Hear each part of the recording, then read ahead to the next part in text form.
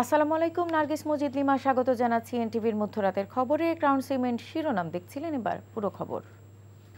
বৃহস্পতিবার স্বৈরাচার শেখ হাসিনার বিরুদ্ধে দায়ের করা জুলাই গণহত্যা মামলার রায়ের দিন ধার্য করা হবে।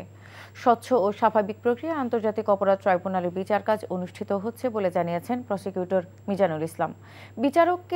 বিচারকে প্রশ্নবিদ্ধ করতে সরকারের বিরুদ্ধে প্রোপাগান্ডা চালাচ্ছে কার্যক্রম নিষিদ্ধ আওয়ামী লীগ। বুধবার দুপুরে ট্রাইব্যুনাল প্রাঙ্গণে প্রেস ব্রিফিংয়ে সাংবাদিকদের প্রশ্নের জবাবে তিনি এসব কথা বলেন। এমনকি ক্ষমতাচ্যুত শেখ হাসিনার মামলার রায়ের তারিখ ঘোষণাকে ঘিরে দেশজুড়ে নৈরাজ্য সৃষ্টির লক্ষ্যে আওয়ামী লীগ বিভিন্ন কর্মকাণ্ড চালাচ্ছে বলেও অভিযোগ করেন মিজানুল ইসলাম।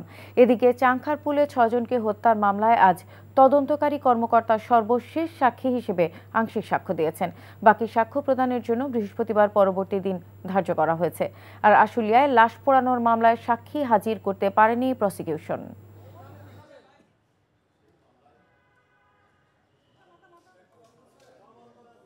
আমি নিঃসন্দেহে বলতে পারি যে স্বচ্ছ এবং স্বাভাবিক প্রক্রিয়ায় বিচার অনুষ্ঠিত হচ্ছে। এটা একটা প্রোপাগান্ডার অংশ হিসাবে, সরকারের বিরুদ্ধে প্রোপাগান্ডার অংশ হিসাবে তারা এটা পরিচালনা। আমি থ্রেট টু জাস্টিস মনে করি না, তবে তারা এই বিচারকে বাধাগ্রস্ত করার জন্য এটা করছে, এটুকু বলতে পারি। অন্তর্বর্তীকালীন সরকার জাতীয় নির্বাচনের প্রস্তুতি নিচ্ছে, যা জাতির জন্য একটি ঐতিহাসিক মুহূর্ত বলে জানিয়েছেন প্রধান উপদেষ্টা অধ্যাপক মোহাম্মদ ইউনূস। ঢাকা সফররত কানাডার একটি পার্লামেন্টারি প্রতিনিধি দল বুধবার প্রধান উপদেষ্টার সাথে সাক্ষাৎ করতে গেলে তিনি একথা বলেন। প্রধান উপদেষ্টার সরকারি বাসভবন রাষ্ট্রীয় অতিথি ভবন যমুনায় এ সাক্ষাৎ অনুষ্ঠিত হয়। সিনেটর সালমা আতাউল্লাহ জানের নেতৃত্বে 7 সদস্যের প্রতিনিধি দলের সঙ্গে বৈঠকে উভয় পক্ষ দ্বিপাক্ষিক বাণিজ্য সহযোগিতা জোরদার এবং রোহিঙ্গা সংকট মোকাবেলার উপায় নিয়ে আলোচনা করেন। প্রধান উপদেষ্টা রোহিঙ্গা সম্প্রদায়ের প্রতি কানাডার অব্যাহত সমর্থনের জন্য ধন্যবাদ জানান।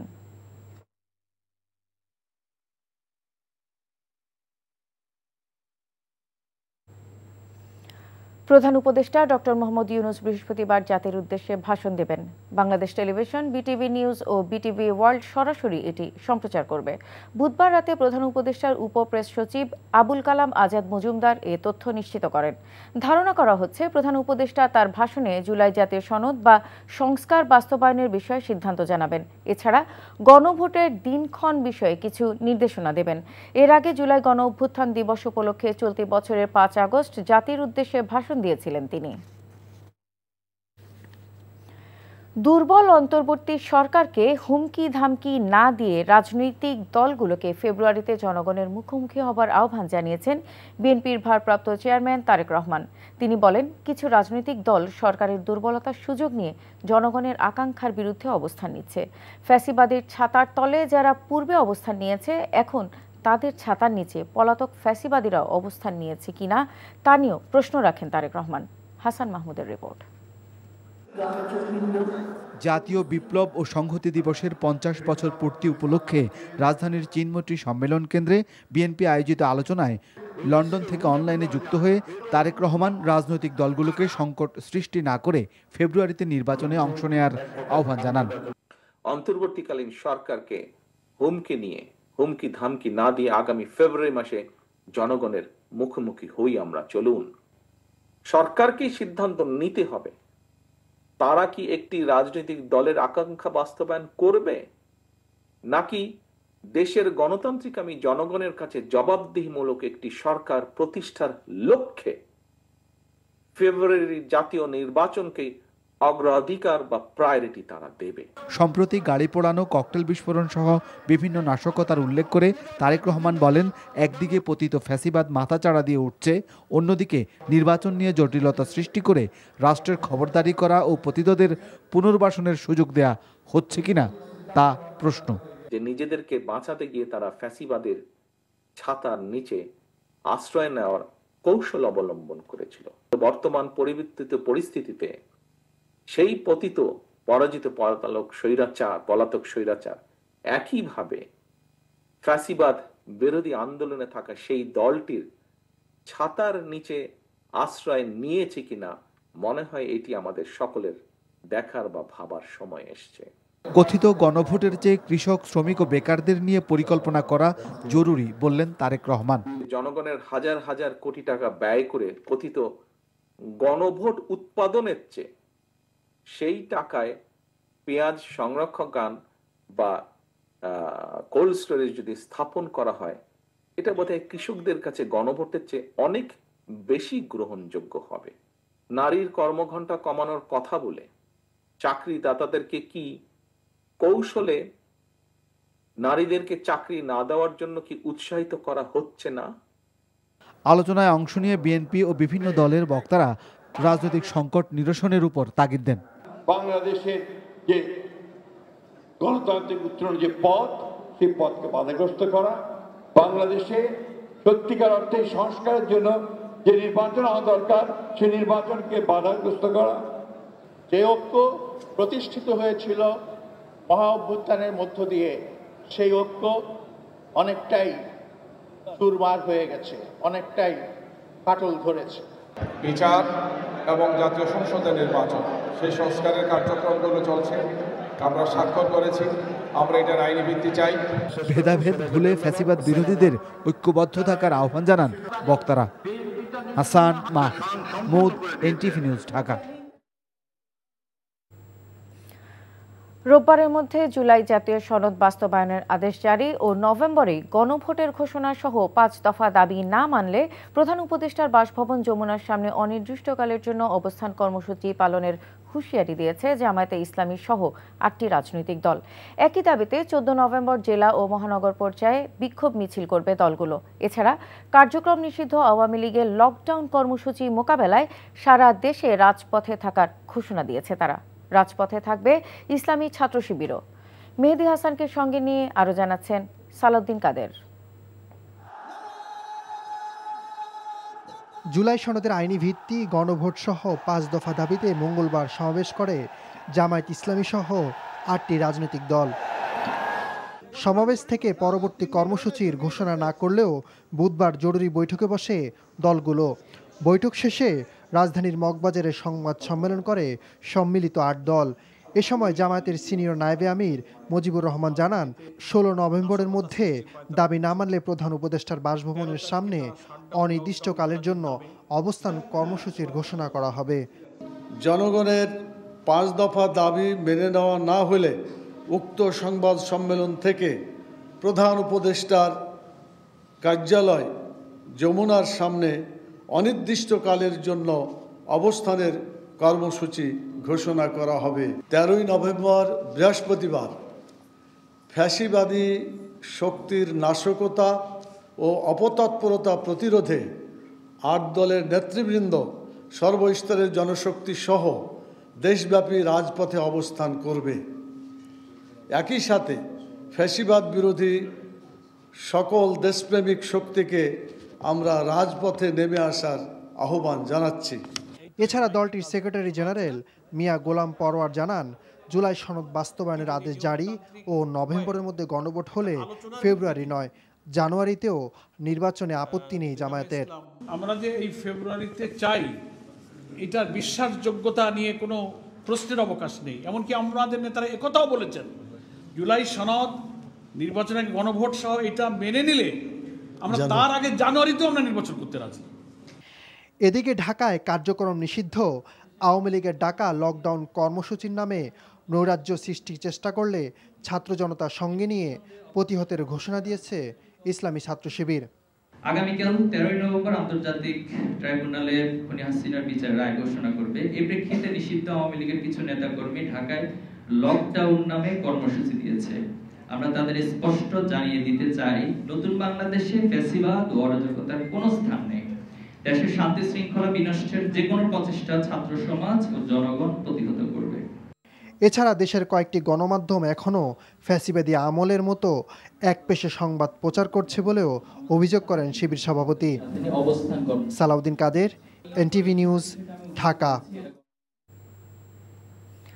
এদিকে বাংলাদেশ জামায়াতে ইসলামী সহ ৮ দলের আন্দোলনের সঙ্গে সংহতি জানিয়েছে জাতীয় নাগরিক পার্টি এনসিপি। বুধবার ঢাকা রিপোর্টার্স ইউনিটিতে দলের মুখ্য সমন্বয়ক নাসির উদ্দিন পাটোয়ারি বলেন, জুলাই সনদ ও গণভোট নিয়ে দলগুলোর যৌক্তিক দাবির সঙ্গে এনসিপি একমত। এ সময় বিএনপির সমালোচনা করায় বাকবিতণ্ডা হয় বিএনপির সমর্থক চিকিৎসক ও এনসিপি নেতাদের মধ্যে। নিয়ামুল আজিজ সাদেকের রিপোর্ট। পুরো 1 বছর তারা চাঁদাবাজি এবং মামলা বাণিজ্য এই দুইটা ছাড়া গত 1 বছরে বিএনপির ইতিহাসে কোনো লেখা নাই। আপনি এরকম বলতে পারেন না। আগে শেখ হাসিনা এইভাবে কথা বলতো। শেখ হাসিনা সবচেয়ে বড় এলিশন ছিল বিএনপির এগেইনস্টে কথা বলতো। এনসিপির মুখ্য সমন্বয়ক নাসির উদ্দিন বিএনপি মহাসচিব মির্জা ফখরুল ইসলাম আলমগীরের সমালোচনা করায় বক্তব্যের মাঝপথেই তার সঙ্গে বাকবিতণ্ডা হয় বিএনপি সমর্থিত ডক্টর অ্যাসোসিয়েশনের সভাপতির সঙ্গে। নাসির উদ্দিন বলেন, জুলাই সনদের আইনি ভিত্তি তৈরিতে প্রয়োজনে 8 দলের সঙ্গে রাজপথে থাকবে এনসিপি। 8 দল আন্দোলন করতেছে ভালো কথা, তারা যমুনার অভিমুখে লং মার্চ দিয়েছে, যদি তাদের দাবি না মানা হয় আমরা তাদের আন্দোলনের সাথে সংহতি জানালাম। তাদের দাবি, তারা যে দাবিগুলো করতেছে এটা যৌক্তিক এবং ন্যায্য। যদি সরকার এই আন্দোলনের উপর আবার পুলিশ দিয়ে, র্যাব দিয়ে, পেটুয়া বাহিনী দিয়ে কোনো দমন করার চেষ্টা চালায়, রাজপথে ইনশাল্লাহ আমরা একে একে কাঁধে কাঁধ মিলিয়ে ঐক্যবদ্ধভাবে লড়াই করব। পরে নাসির উদ্দিনের সঙ্গে অসৌজন্য আচরণের প্রতিবাদ জানান এনসিপির দক্ষিণাঞ্চলের প্রধান সংগঠক। স্বাস্থ্য খাত রাজনীতিকরণ করা হয়েছে দাবি করে হাসনাত বলেন, সমালোচনার অধিকার কেড়ে নেয়ার ফলেই ফ্যাসিবাদের জন্ম হয়েছিল। চাঁদাবাজদের বিরুদ্ধে সবসময় আমাদের কথা বলতে হবে। যারা চাঁদাবাজ, যারা মামলাবাজ, যতই ইয়া হোক, বিশেষ করে এটা তো মানে একজন কথা বললে আরেকজন কথা বলতে হয় না, মানে এটা মিনিমাম যদি আপনার এই সেন্সটা না থাকে আমি খুব দুঃখিত। ততটুকুই শুধু গণতন্ত্র, যতটুকু আমার পছন্দ, আর যেই কথাটা আমার পছন্দ না এটাকে আমি এইভাবে বিরোধিতা জানাবো, এই বিষয়টা হচ্ছে এটার নাম শালীনতা না, এটার নাম শিষ্টাচার না। মিথ্যাচার, শিষ্টাচার, সবচেয়ে অপ্রিয় কথাটাকে আমাকে হজম করার আমার শক্তি থাকতে হবে। হজম করার শক্তি যদি আমার না থাকে, আমাদের যে সাম্প্রদায়িক সম্প্রীতির কথা বলছি, পরমত সহিষ্ণুতার কথা বলছি, গণতন্ত্রের কথা বলছি, সেটা কখনোই সম্ভব না। পরে এনসিপি নেত্রী ডাক্তার তাসনিম জারা বলেন, ক্ষমতার কাছে স্বাস্থ্যসেবা কুক্ষিগত যেন না হয় সেদিকে সজাগ থাকতে হবে। রাজনীতির প্রভাবের কারণে কিভাবে চিকিৎসা খাত ব্যাহত হয়েছে এবং কতখানি প্রতিবন্ধকতা পার হয়ে ডাক্তার এবং অন্যান্য মেডিকেল স্টাফকে সেই সময়ে স্বাস্থ্যসেবা দিতে হয়েছে, এই জায়গায় যাতে আর কখনো না যেতে হয় সেজন্য আমাদের সবাই মিলে কাজ করতে হবে। স্বাস্থ্য পেশাজীবী ও শিক্ষার্থীদের ন্যাশনাল হেলথ অ্যালায়েন্সের আয়োজনে এই অনুষ্ঠানে বক্তারা স্বাস্থ্যসেবা দোরগোড়া পৌঁছাতে আন্তরিকভাবে কাজ করার পরামর্শ দেন। নিয়ামুল্লাহ সাদেক, এনটিভি নিউজ, ঢাকা। 2024-এর জাতীয় নির্বাচনে আওয়ামী লীগের যারা ডামি প্রার্থী ছিলেন তাদের আগামী নির্বাচনে অংশ নেওয়ার সুযোগ না রাখার দাবি জানিয়েছে গণ অধিকার পরিষদ। বুধবার রাজধানীর আগারগাঁওয়ে নির্বাচন ভবনে গণ অধিকার পরিষদের সাধারণ সম্পাদক মোহাম্মদ রাশেদ খানের নেতৃত্বে একটি প্রতিনিধি দল প্রধান নির্বাচন কমিশনারের কাছে স্মারকলিপি প্রদানের মাধ্যমে এই দাবি জানায়। পরে সাংবাদিকদের রাশেদ খান বলেন, গেল ডামি নির্বাচনে স্বতন্ত্রভাবে অংশ নেওয়া আওয়ামী লীগের নেতারা আগামী নির্বাচনে অংশ নেওয়ার সুযোগ পেলে নির্বাচন কমিশনের মাধ্যমেই পুনর্বাসনের সুযোগ পাবে তারা, তাই কোনোভাবেই তাদের অংশ নেওয়ার সুযোগ দেওয়া যাবে না। আগামীকাল থেকে শুরু হতে যাওয়া নির্বাচনী সংলাপে জাতীয় পার্টি সহ 14 দলকে না ডাকারও দাবি জানান তারা।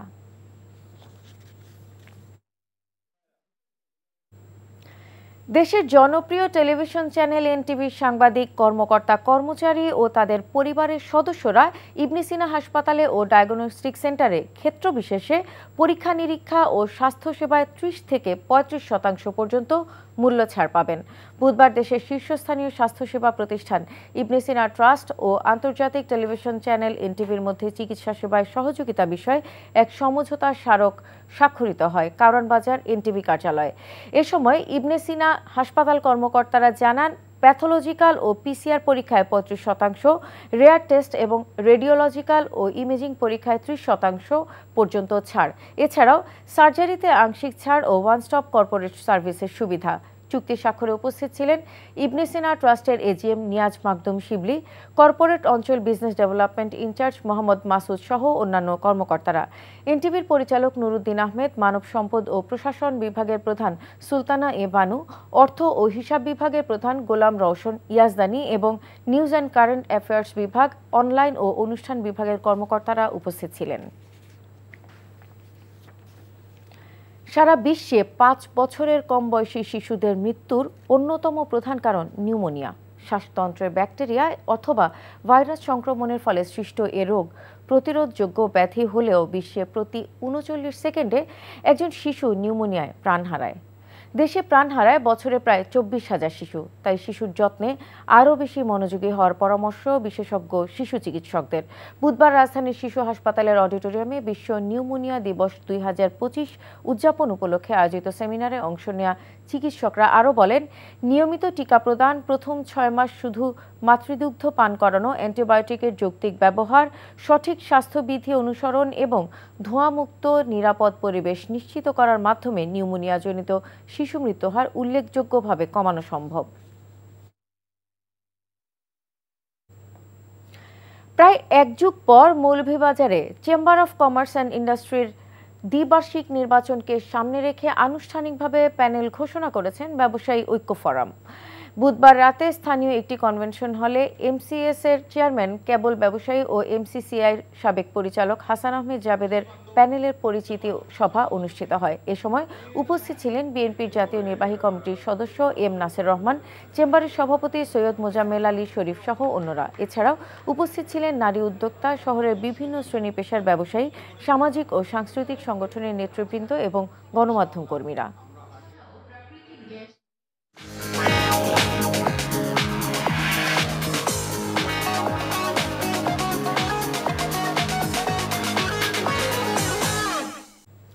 মার্কেন্টাইল ব্যাংক অর্থনীতির খবর।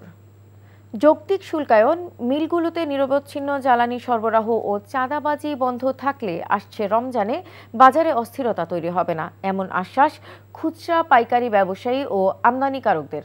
তারা বলছেন, সংকট নিরসনে প্রয়োজনীয় সরকারি উদ্যোগেও পণ্য আমদানি করা জরুরি। বুধবার রাজধানীর মতিঝিলে ব্যবসায়ীদের শীর্ষ সংগঠন এফবিসিসিআই আয়োজিত মতবিনিময় সভায় এসব কথা বলেন তারা। সেলিম মালিকের রিপোর্ট। বাংলাদেশে রমজান মানেই নিত্যপণ্যের দাম লাফিয়ে লাফিয়ে বাড়া আর ভোক্তাদের হাঁসফাঁস অবস্থা। এমনটি হয়ে আসছে কয়েক দশক ধরে। তবে আসছে রমজানে এমন পরিস্থিতি যেন সৃষ্টি না হয় সেটি নিশ্চিত করতে বিভিন্ন পর্যায়ের ব্যবসায়ী ও প্রশাসনের মতামত জানতে এফবিসিসিআইর এই আয়োজন। এ সময় ব্যবসায়ীরা জানান, বাজারকে নিয়ন্ত্রণে রাখতে চাঁদাবাজি বন্ধে সরকারকে গুরুত্ব দিতে হবে। কর্পোরেট ব্যবসায়ীদের কারণে 3 টাকার প্যাকেটের মোড়ক দিয়ে 40 টাকা দাম বাড়িয়ে দিচ্ছে, চাল, ডাল, চিনি, তেল সবকিছু। আমরা সারা বাংলাদেশে যে এই পাইকারি ব্যবসায়ীরা আছি, তারা হলো নির্ভরশীল হলো কয়েকটা গ্রুপের কাছে, যারা নাকি এইটা র মেটেরিয়াল আমদানি করেন, উৎপাদন করেন এবং বিপণন করেন। পণ্য উৎপাদনে মিলগুলোতে নিরবচ্ছিন্ন জ্বালানি সরবরাহের দাবি জানান উদ্যোক্তারা। ভোজ্য তেল এবং চিনি মার্কেট স্টেবলের জন্য যদি এরকম রমজানের সময় কেন সরকার সরাসরি আমদানি করে না? কারণ ব্যবসায়ীদেরকে তাকায় সব দোষ ব্যবসায়ীদেরকে ঘাড়ে দিয়ে সরকার বা কোনো সরকারি সংস্থা যদি দায় এড়াইতে চায়, আমি মনে হয় সেটা সঠিক না। গত বছর থেকে এই 2 বছর যাবৎ 1 কোটি খেজুর ইম্পোর্ট করতে গেলে আপনার শুল্ক দিতে হয় এই 25 মেট্রিক টন খেজুরের আপনার 30 থেকে 35 লাখ টাকা। এখন খেজুরের দাম হলো 100 টাকা কেজি, ডিউটি হলো 200 টাকা কেজি। এই সময় এফবিসিসিআইর প্রশাসক জানান, ব্যবসায়ীদের সমস্যা নিয়ে বাংলাদেশ ব্যাংক ও এনবিআর এর সাথে আলোচনা করা হবে। গত 2 বছরে জাতীয় রাজস্ব বোর্ড এই বিষয়ে দৃশ্যমান পদক্ষেপ নিয়েছে। সামনের দিনেও যাতে এটি অব্যাহত থাকে এবং ব্যবসা বাণিজ্যের স্বার্থের রক্ষা করে, সেই দিকে তারা দৃষ্টি রাখবেন। সরকারের পাশাপাশি এফবিসিসিআই থেকেও বাজার নিয়ন্ত্রণে নিজস্ব তদারকি টিম থাকবে বলেও জানানো হয় সেমিনারে। খাদ্যে কোনো ধরনের ভেজাল যাতে না হয়। সেলিম মালিক, এনটিভি নিউজ, ঢাকা। প্রবাসের খবর। বাংলাদেশ অ্যাচিভার্স অ্যাওয়ার্ড 2025 অর্জন করেছেন বাংলাদেশ জাতীয়তাবাদী মালয়েশিয়া শাখা যুবনেতা ও তরুণ সমাজসেবক Zubair Ahmed Jasim. Prominent businessman and young politician ক্যাটাগরিতে তিনি এ পুরস্কার লাভ করেন। জসিমউদ্দিন ছাড়াও মালয়েশিয়ার আরও 2 প্রবাসী ব্যবসায়ী মোশাররফ হোসাইন এবং প্রবাসী সাংবাদিক এনটিভির স্টাফ করেসপন্ডেন্ট কায়সার হামিদ হান্নান ও পুরস্কারে ভূষিত হন। রোববার সন্ধ্যায় বাংলাদেশ চীনমৈত্রী সম্মেলন কেন্দ্রে এক জমকালো অনুষ্ঠানে তার হাতে পুরস্কার তুলে দেন প্রধান অতিথি বিএনপির vice chairman doctor Asaduzzaman Ripon. এ সময় মঞ্চে উপস্থিত ছিলেন প্রখ্যাত চলচ্চিত্র পরিচালক মতিন রহমান, বরেণ্য অভিনেতা আজিজুল হাকিম, জিনাত হাকিম ও চ্যানেল আই-এর জেনারেল ম্যানেজার রাজু আলিম সহ অতিথিরা। জসিমউদ্দিন ঢাকাস্থ ডেমরা থানার কৃতি সন্তান। ওয়ার্ড কমিটিতে ছাত্রদলের মাধ্যমে জাতীয়তাবাদী রাজনীতিতে পথ চলা শুরু করেন। পরবর্তীতে ইউনিয়ন যুবদল হয়ে মালয়েশিয়া বিএনপির রাজনীতিতে সক্রিয় ভূমিকা রেখে আসছেন। ফ্যাসিস্ট আওয়ামী সরকারের বিপক্ষে আন্দোলন সংগ্রামে তার জোরালো ভূমিকা অত্যন্ত প্রশংসা কুড়িয়েছে।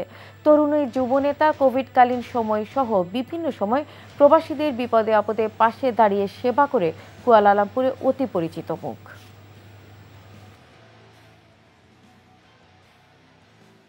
বাংলাদেশের গণ্ডি পেরিয়ে প্রবাসী থেকে আমরা যারা ব্যবসায়ী আছে এর মধ্যে থেকে বিভিন্ন ক্যাটাগরিতে কয়েকজনকে নমিনেশন করেছেন এবং আমাকেও নমিনেশন করেছেন। এই জন্য আমি ধন্যবাদ জানাচ্ছি অ্যাচিভার্স অ্যাওয়ার্ড 2025 এর যে কর্তৃপক্ষকে।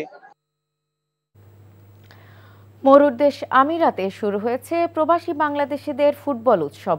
আমিরাত থেকে মামুনুর রশিদ জানান, দুবাই ইরানিয়ান ক্লাবের ফুটবল মাঠে বাংলাদেশি প্রিমিয়ার লিগের উদ্বোধনী ম্যাচ অনুষ্ঠিত হয়।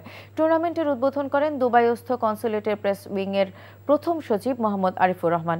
বিশেষ অতিথি ছিলেন প্রবাসী ব্যবসায়ী শাহাদাত হোসেন, উপদেষ্টা কমিটির সদস্য নওশের, রাশেদুর রহমান চৌধুরী, রেজাউল করিম রেজা, ফারুক হাসান, মীর মহিউদ্দিন মিন্টু, প্রকৌশলী রেজাউল করিম এবং জাহিদ আহমেদ। রংপুর ও খুলনা বিভাগের প্রথম ম্যাচ গোলশূন্য ড্র হয়। ম্যাচের সেরা রংপুরের জার্সিধারী তাহের। মালয়েশিয়া একটি পর্যটন নির্ভর দেশ হওয়ার কারণে এখানে বিশ্বের বিভিন্ন দেশের পর্যটকরা খাবারের জন্য ভিড় করেন স্থানীয় বিভিন্ন রেস্টুরেন্টে। এ দেশটিতে বাংলাদেশি খাবারেরও সুনাম থাকার কারণে প্রতিদিনই ভিড় বাড়ছে বাংলাদেশি রেস্টুরেন্টগুলোতে। তাছাড়া মালয়েশিয়ায় প্রায় 20 লক্ষাধিক প্রবাসীদের বসবাসের কারণে মালয়েশিয়ায় বাংলাদেশি রেস্টুরেন্টের সংখ্যা দিন দিন বৃদ্ধি পাচ্ছে। তার মধ্যে প্রবাসীদের কাছে দিন দিন জনপ্রিয় হয়ে উঠেছে ভিআইপি রসনা বিলাস। এখানে খাবারের মান কঠোরভাবে নিয়ন্ত্রণ করা হয়ে থাকে। এনটিভির স্টাফ করেসপন্ডেন্ট কায়সার হামিদ হান্নান জানান, মালয়েশিয়ার রাজধানী কুয়ালালামপুরের বুকিত বিন্তাং বাংলাদেশি অধ্যুষিত একটি এলাকা। মঙ্গলবার ছিল রেস্টুরেন্টের প্রথম প্রতিষ্ঠাবার্ষিকী অনুষ্ঠানে রেস্টুরেন্টের কর্ণধাররা জানান, মালয়েশিয়ার সকল প্রবাসী ভাই বোনদের কম দামে মানসম্মত টাটকা ও সুস্বাদু পরিচ্ছন্ন খাবার পরিবেশনের জন্য আমরা সর্বদা অঙ্গীকারবদ্ধ। আন্তরিকতা ও সুন্দর ব্যবহারের পাশাপাশি খাবারের সঠিক স্বাদ ও মানের মাধ্যমে গ্রাহকদের সর্বোত্তম সেবা আমরা দিয়ে থাকি এবং আগামী দিনগুলোতেও দেওয়ার প্রচেষ্টা থাকবে। তাই তো প্রতিষ্ঠা বার্ষিকীতে আমরা দেশ এবং প্রবাসীদের দোয়া ও সহযোগিতা কামনা করছি। এই ছিল মধ্যরাতের খবরে। এই খবরের ভিডিও সহ আপডেট জানতে ভিজিট করুন এনটিভি অনলাইন www.ntvbd.com। এছাড়াও এনটিভির জনপ্রিয় সব অনুষ্ঠান ও খবরের আপডেট জানতে ভিজিট করুন আমাদের ইউটিউব ও ভেরিফাইড ফেসবুক পেজে। ধন্যবাদ সবাইকে।